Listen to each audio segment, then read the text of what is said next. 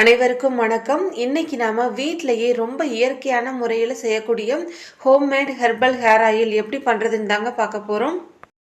இன்னைக்கு இருக்கிற காலகட்டத்தில் தலைமுடி சார்ந்த பிரச்சனைகளில் நம்ம அதிகமாக ஃபேஸ் பண்ணுறது முடி அதிகமாக கொட்டுறது, ரெண்டாவது முடியோட வளர்ச்சி ரொம்ப கம்மியாக இருக்கிறது, மூணாவது இளநரை, நாலாவது பொடுகு தொல்லை. ஆனால் இது எல்லாத்துக்குமே ஒரே தீர்வாக நம்மளால் வீட்டிலையே இயற்கையான முறையில் ஹேர் ஆயில் ரெடி பண்ண முடியும்.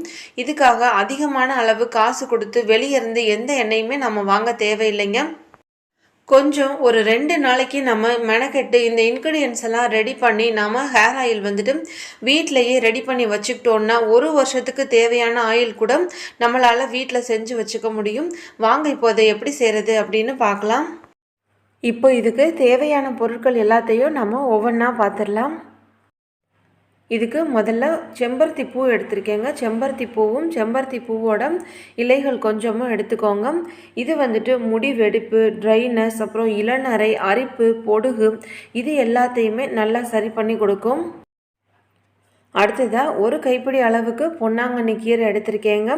பொன்னாங்கண்ணி கீரை முடியோட வளர்ச்சிக்கு ரொம்ப ரொம்ப நல்லது. அடுத்ததாக ஒரு கைப்பிடி அளவுக்கு வேப்பலை எடுத்திருக்கேன். வேப்பலை நம்ம தலையில் ஏற்படக்கூடிய பேன், பொடுகு பிரச்சனை, அப்புறம் ஏதாவது இன்ஃபெக்ஷன் இது எல்லாத்தையுமே நல்லா சரி பண்ணி கொடுக்கும். அடுத்தது ஆலுவேராங்க. சைடில் உள்ள அந்த முள் மாதிரி இருக்கிற போர்ஷனை மட்டும் ரிமூவ் பண்ணிவிட்டு இந்த மாதிரி நல்லா பெரிய பெரிய பீசஸாக கட் பண்ணி எடுத்து வச்சுக்கோங்க. இதுக்கு நாம் இயற்கையாக இருக்கக்கூடிய இந்த ஆலுவேரா தாங்க யூஸ் பண்ணணும். கடைகளில் விற்கக்கூடிய அந்த ஆலுவேரா ஜெல் யூஸ் பண்ணக்கூடாது. இந்த ஆலுவேரா நம்ம தலைமுடியை நல்லா சாஃப்டாகவும் ஷைனிங்காகவும் வச்சுருக்கும். அடுத்ததாக ஒரு கைப்பிடி அளவுக்கு மருதாணி எடுத்திருக்கேங்க. இது நம்மளுடைய ஸ்கால்ஃபை நல்லா கூல் பண்ணும், இளநரைக்கும் ரொம்ப ரொம்ப நல்லது. அடுத்ததாக எடுத்துக்கூடியது ஆவாரம் பூங்க. இது உங்களுக்கு ஃப்ரெஷ்ஷாக கிடச்சதுன்னா அப்படியே எடுத்துக்கோங்க. இது நான் நாட்டு மருந்து கடையில் வாங்கியிருக்கேங்க. இதுவும் ஒரு கைப்பிடி அளவுக்கு எடுத்துக்கோங்க. இது இன்ஃபெக்ஷனுக்கு ரொம்ப நல்லது. அருகம்புல் ஸ்கேல்ஃபில் உள்ள டெட் செல்ஸ் எல்லாத்தையும் ரிமூவ் பண்ணி முடியோட வளர்ச்சிக்கு ரொம்ப உதவியாக இருக்கும். கொஞ்சமாக துளசியும் கொஞ்சமாக கற்பூரவள்ளி இலையும் எடுத்திருக்கேங்க. இது ரெண்டுமே நம்மளுடைய ஸ்கேல்ஃபை நல்லா கூல் பண்ணி பொடுகு தொல்லையிலேருந்து பாதுகாக்கிறதுக்கு உதவியாக இருக்குங்க. நெல்லிக்காய் நம்மளுடைய தலைமுடியை நல்லா நீளமாகவும் அடர்த்தியாகவும் வளர்க்குறதுக்கு உதவியாக இருக்கும். அடுத்ததாக நான் கருவேப்பிலை மட்டும் 2 கைப்பிடி அளவுக்கு எடுத்திருக்கேங்க. கருவேப்பிலையில் உள்ள பீட்டா கரோட்டின் நம்மளுடைய தலைமுடியோட வளர்ச்சிக்கும் தலைமுடி நல்லா கருகருன்னு வளர்கிறதுக்கும் ரொம்பவே உதவியாக இருக்கும். கருவேப்பிலை வாங்கும்போது பூச்சி எதுவும் இல்லாத நல்ல ஃப்ரெஷ்ஷான கருவேப்பிலையாக பார்த்து வாங்கிக்கோங்க. அடுத்ததாக ஒரு கைப்பிடி அளவுக்கு பாதாம் பருப்பு எடுத்திருக்கேன். இது நம்மளுடைய முடி வளர்ச்சிக்கு ரொம்ப உதவியாக இருக்கும். அடுத்ததாக ஒரு கைப்பிடி அளவுக்கு சின்ன வெங்காயம் எடுத்திருக்கேன். சின்ன வெங்காயத்தில் அதிக அளவு சல்ஃபர் இருக்குங்க. இது நம்மளுடைய முடி வளர்ச்சிக்கு ரொம்ப நல்லது. சின்ன வெங்காயம் எடுக்கும்போதும் ஏற்கனவே உரிச்சு வச்ச வெங்காயத்தை எடுக்காதீங்க. நீங்கள் எப்போ இந்த எண்ணெய் ரெடி பண்ண போகிறீங்களோ அப்போதைக்கு இதை ஃப்ரெஷ்ஷாக உரித்து எடுத்துக்கோங்க. அடுத்ததாக ஒரு 2 டீஸ்பூன் அளவுக்கு ஓமம் எடுத்திருக்கேங்க. இது இளநரைக்கும் டேண்ட்ரஃபை சரி பண்ணுறதுக்கும் ரொம்பவே நல்லது. அடுத்ததாக ஒரு 2 டீஸ்பூன் அளவு வெந்தயத்தை நீங்கள் எப்போ ஹேர் ஆயில் ரெடி பண்ண போகிறீங்களோ அதுக்கு ஒரு 3 மணி நேரத்துக்கு முன்னாடி ஊற வச்சுக்கோங்க. வெந்தயம் நம்மளுடைய முடி வளர்ச்சிக்கும் அப்புறம் டேண்ட்ரஃபுக்கும் ரொம்ப நல்லதுங்க. வெந்தயம் நம்ம முடியை நல்லா சாஃப்டாகவும் வச்சுருக்கும். அடுத்ததாக ஒரு டீஸ்பூன் அளவுக்கு மிளகு எடுத்திருக்கேன். மிளகுல உள்ள விட்டமின் ஏ மற்றும் சி நம்மளுடைய முடி வளர்ச்சிக்கும் டேண்ட்ரஃபுக்கும் நல்லதுங்க. அடுத்ததாக கருஞ்சீரகம். கருஞ்சீரகம் நம்மளுடைய தலைமுடிக்கு ரொம்ப நல்லதுங்க. வழுக்க தலையில் கூட முடியை வளர்க்கக்கூடிய அளவுக்கு இதில் சத்துக்கள் இருக்குது. அடுத்ததாக நான் எடுத்துருக்கிறது கடுகு. கடுகு பொடுகுக்கு காரணமான ஃபங்கஸ் வரவிடாமல் தடுக்கும். பூண்டு நம்மளுடைய முடி வளர்ச்சிக்கு ரொம்ப உதவியாக இருக்குங்க. அடுத்ததாக கொஞ்சம் கிராம்பு எடுத்திருக்கேன். கிராம்பு நம்மளுடைய ஸ்கேல்ஃபில் அரிப்பு எதுவும் வராமல் பாதுகாப்பாக இருக்கும். அடுத்ததாக வெள்ளை கரிசலாங்கண்ணி பவுடர் எடுத்திருக்கேன். எனக்கு கரிசலாங்கண்ணி ஃப்ரெஷ்ஷாக கிடைக்கல, அதனால் நாட்டு மருந்து கடையிலேருந்து இந்த மாதிரி பவுடராக வாங்கி யூஸ் பண்ணுறேங்க. இந்த வெள்ளை கரிசலாங்கண்ணி இளநரை, முடியோட கருமை, அப்புறம் முடி வளர்ச்சிக்கு ரொம்ப உதவியாக இருக்கும். அடுத்ததாக அவுரி இலை பொடி. இது ஒரு இயற்கையான ஹேர் டைங்க.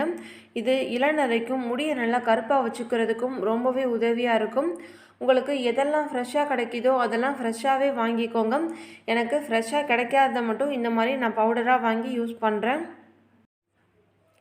அடுத்ததாக வெற்றிலை. இது முடி கொட்டுறதை நல்லா கண்ட்ரோல் பண்ணுவோங்க, பொடுகு வராமலும் பாதுகாக்கும்.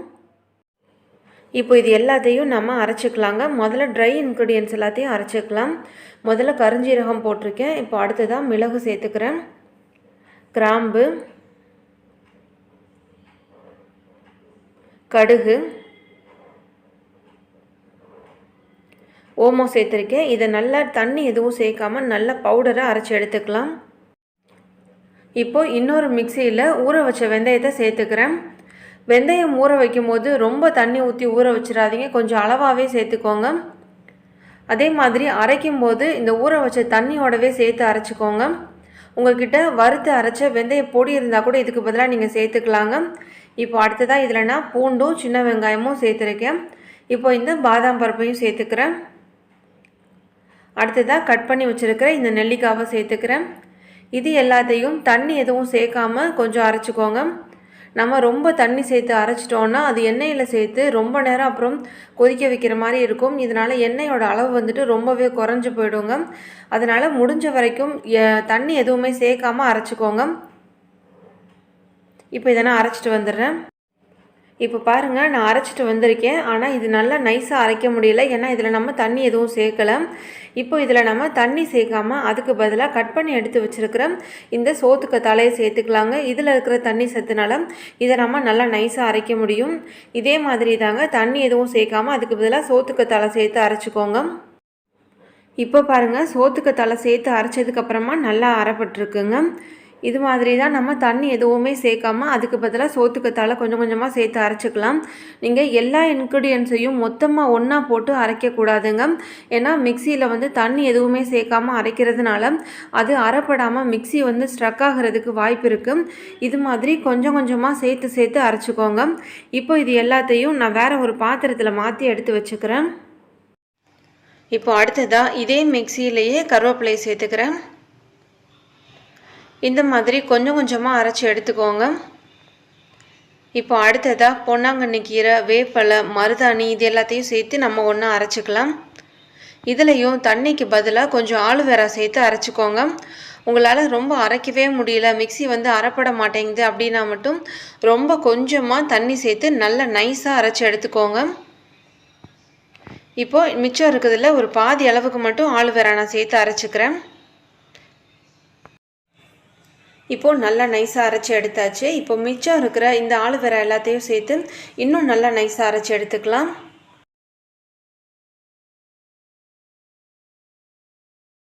இப்போ பாருங்கள், நல்லா நைஸாக அரைச்சி எடுத்தாச்சு. அடுத்ததாக இதில் கற்பூரவள்ளி இலையும் வெத்தலையும் சேர்த்துக்கிறேன். அடுத்ததாக இதில் செம்பருத்தியோட பூவையும் இலையையும் சேர்த்துக்கிறேங்க.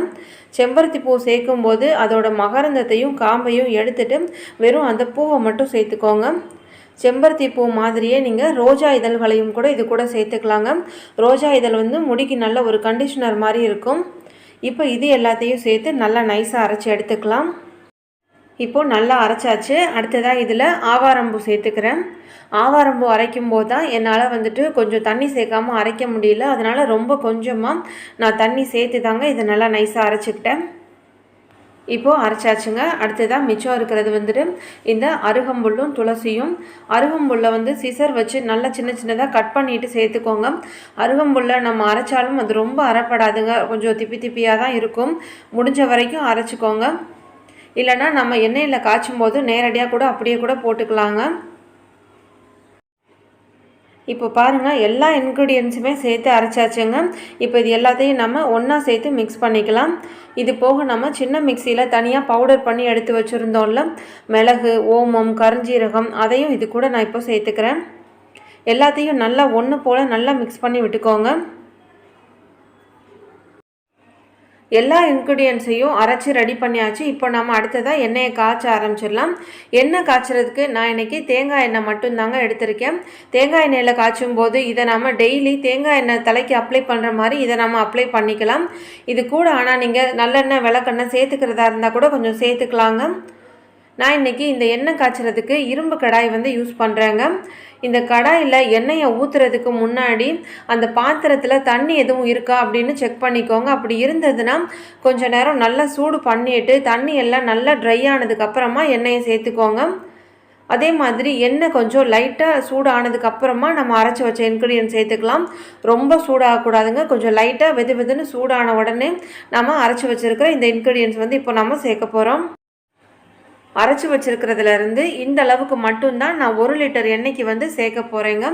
1 லிட்டர் எண்ணெய்க்கு இந்த அளவுக்கு சேர்த்துக்கிட்டாலே போதும். மிச்சமெல்லாம் நான் மொத்தமாக 4 லிட்டர் எண்ணெய்க்காக மொத்தமாக சேர்த்து அரைச்சி வச்சுருக்கேன். நான் கொஞ்சம் கொஞ்சமாக வந்து காய்ச்சி முடிச்சிருவேன். இப்போ 1 லிட்டர் மட்டும் எந்த அளவுக்கு எப்படி காய்ச்சணும் அப்படிங்கிறத நான் இதில் காமிச்சிடுறேன். பாருங்கள், எண்ணெய் வந்து ரொம்ப அதிகமாக சூடானதுக்கப்புறம் நம்ம போட்டோன்னா ரொம்ப தெறிக்க ஆரம்பிச்சிரும். இப்போ மிச்சத்தை வந்து நான் நாளைக்கு காய்ச்சிக்குவேன். அதுக்காக இதை நான் எடுத்து வச்சிடுறேன். இப்போ பாருங்கள், இந்த மாதிரி கொதிக்க ஆரம்பித்த உடனே ஸ்டவ்வை வந்துட்டு லோ ஃப்ளேமில் மாற்றி வச்சுக்கோங்க.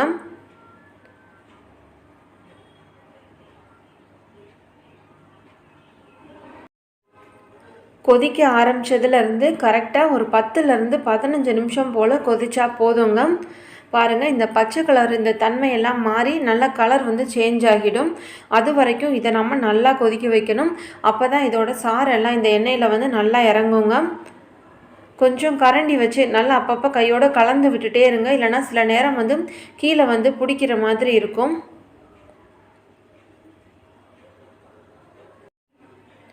எண்ணெய் கொதிக்க ஆரம்பித்ததுலேருந்து காய்ச்சி முடிக்கிற ஒரு 10-15 நிமிஷம் வரைக்கும் ஸ்டவ் வந்துட்டு லோ ஃப்ளேம்லேயே வச்சுக்கோங்க. அதே மாதிரி ஒரு 10-15 நிமிஷம் ஆகும்னு சொல்லிவிட்டு நீங்கள் வேறு எதுவும் ஒர்க் இருக்குது அப்படின்னு சொல்லி போகக்கூடாதுங்க. இது பக்கத்துலேயே இருந்து எண்ணெயை ஃபுல்லாக காய்ச்சி முடிக்கிற வரைக்கும் பக்கத்துலேயே இருந்து பார்த்துக்கோங்க. அப்பப்போ கொஞ்சம் கலந்து விட்டுட்டே இருங்க. இப்போ இதில் இன்னும் நாம் இந்த வெள்ளை கரிசலாங்கண்ணி பவுடரும் நீல அவுரி இலை பொடியும் சேர்க்கலைங்க. பவுடராக இருக்கிறதுனால நம்ம கடைசியாக சேர்த்துக்கிட்டாலே போதும். இப்போ நாம் சேர்த்துக்கலாம். வெள்ளை கரிசலாங்கண்ணி பவுடர் 1 டேபிள் ஸ்பூன் அளவுக்கு சேர்த்துக்கிறேன். நல்ல ஒரு பெரிய ஸ்பூனில் 1 ஸ்பூன் அளவுக்கு சேர்த்துக்கோங்க.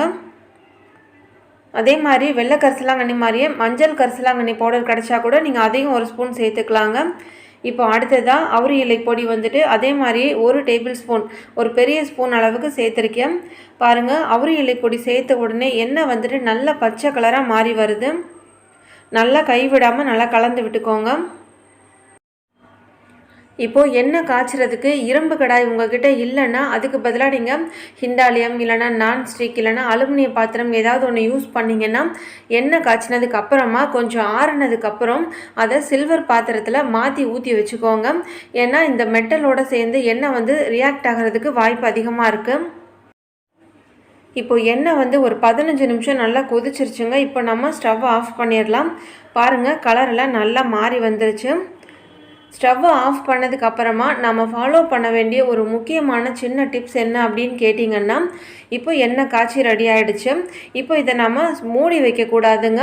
ஏன்னா நம்ம இதை ஒரு பிளேட் இல்லைன்னா தாம்பூலம் போட்டு இப்போ நம்ம மூடி வச்சோன்னா இது ரொம்ப சூடாக இருக்கிறதுனால இந்த எண்ணெய் வந்து அந்த சூடில் அந்த வேர்வை தண்ணி வந்து இந்த எண்ணெயிலேயே உள்ளேயே விழுந்துடும். எண்ணெய் வந்து தண்ணியில் விழுந்ததுன்னா இந்த எண்ணெயை வந்து நம்மளால் ரொம்ப நாளைக்கு ஸ்டோர் பண்ணி வைக்க முடியாதுங்க. அப்படியே அங்கங்கே பூசணம் பிடிச்ச மாதிரி எண்ணெய் வந்து கெட்டு போக ஆரம்பிச்சிடும். அதனால எண்ணெயை காய்ச்சினதுக்கப்புறமா கண்டிப்பாக மூடி வைக்காதீங்க. அப்படியே நல்லா ஓப்பனாக நல்லா ஆற விட்டுருங்க. அதே மாதிரி சூடாக இருக்கும்போதே அடுப்பை விட்டு கீழே இறக்காதீங்க. எண்ணெயாக இருக்கிறதுனால கையில் காலில் கொட்டிக்க வாய்ப்புகள் அதிகம். அதனால் அப்படியே ஒரு 3-4 மணி நேரத்துக்கு அப்படியே வச்சுருங்க. இப்போது எண்ணெய் காய்ச்சி 1 நாள் ஆயிடுச்சு. நான் நல்லா அப்படியே ஆற விட்டுட்டேங்க. இரும்பு கடாய்ங்கிறதுனால நான் அப்படியே வச்சுட்டேன். இப்போ அடுத்ததாக நம்ம எண்ணெயை எந்த பாத்திரத்தில் ஸ்டோர் பண்ண போகிறோமோ அந்த மாதிரி இந்த மாதிரி வாளி எதாவது எடுத்துக்கோங்க. இது மேலே ஒரு நல்ல காட்டன் கிளாத் வந்து சுத்தமான காட்டன் கிளாத் ஒன்று போட்டுக்கோங்க. இப்போ இதில் நம்ம இந்த எண்ணெயை ஊற்றி நல்லா ஃபில்டர் பண்ணிக்கலாம். ஃபில்டர் பண்ணுறதுக்கு முன்னாடி நல்லா ஒரு வாட்டி ஒன்று போல் கலந்து விட்டுட்டு அதுக்கப்புறமா ஃபில்டர் பண்ணுங்கள். எண்ணெயை தூக்கி ஊற்றுறதுக்கு முன்னாடி இந்த காட்டன் கிளாத்தை இந்த வாளியோடு சேர்த்து யாரையாவது நல்லா டைட்டாக பிடிச்சிக்க சொல்லுங்கள். ஏன்னா நம்ம ஊற்றும் போது இந்த வெயிட் தாங்காமல் இந்த கிளாத் அப்படியே பாத்திரத்துக்கு உள்ளே இறங்குறதுக்கு வாய்ப்பு இருக்குது. இல்லை நீங்கள் ஒருத்தர் மட்டும்தான் இருக்கீங்க அப்படின்னா சுற்றி 4 பக்கமும் ஒரு கிளிப் போட்டுக்கோங்க. கொஞ்சம் கொஞ்சமாக ஊற்றுங்க. ஊற்றும்போது ஊற்றி முடிச்சதுக்கப்புறமா காட்டன் கிளாத் எல்லாத்தையும் சேர்த்து நல்லா ஒன்றா பிடிச்சி நல்லா டைட்டாக இறுக்கி புழிஞ்சு விட்டுக்கோங்க. இந்த மாதிரி நல்லா டைட்டாக புழிஞ்சுக்கோங்க. இந்த கிளாத்தில் உள்ள எண்ணெயை கூட நீங்கள் வேஸ்ட் பண்ணாதீங்க. உடம்பு ஃபுல்லாக நல்லா தேய்ச்சி குளிக்கலாங்க. உடம்பே வந்துட்டு நல்லா ஷைனிங்காக இருக்கும். உடம்புக்கு ஒரு நல்ல குளிர்ச்சி கொடுக்கும். அவ்வளோதாங்க, இயற்கையான ஹோம்மேட் ஹெர்பல் ஹேர் ஆயில் இப்போது ரெடி ஆகிடுச்சு. அவ்வளோதாங்க. இப்போ இந்த எண்ணெயை நீங்கள் கொஞ்சமாக ஒரு பாட்டிலில் ஸ்டோர் பண்ணி டெய்லி வந்து யூஸ் பண்ணிக்கலாங்க. டெய்லி எப்பவும் போல் தேங்காய் எண்ணெய் அப்ளை பண்ணுற மாதிரி இதை நீங்கள் அப்ளை பண்ணிக்கலாம்.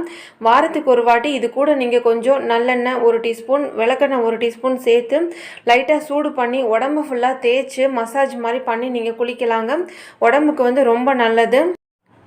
இப்போது அடுத்ததாக ஒரு முக்கியமான விஷயங்க, உங்களுக்கு சைனஸ் ப்ராப்ளமோ இல்லைனா உங்களுக்கு உடம்புக்கு குளிர்ச்சி ரொம்ப ஒத்துக்காது அப்படிங்கிறவங்க இதில் ஒரு 3 இன்க்ரீடியன்ட்ஸ் மட்டும் சேர்க்காமல் செய்யுங்க.